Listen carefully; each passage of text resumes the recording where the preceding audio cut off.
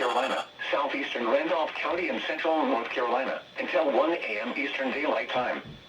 At 10:06 p.m. Eastern Daylight Time, Doppler radar and automated rain gauges indicated thunderstorms producing heavy rain across the warned area. Between 3 and 6 inches of rain have fallen. Additional rainfall amounts up to 1 inch are possible in the warned area.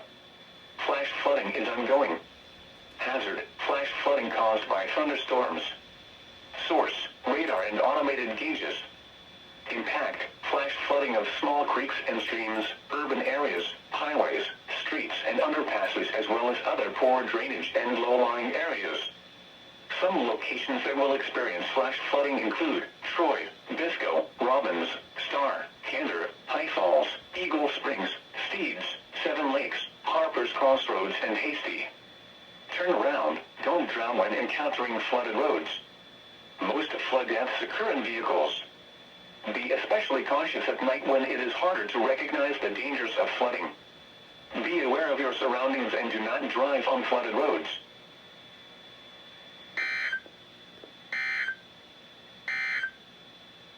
Now for the official National Weather.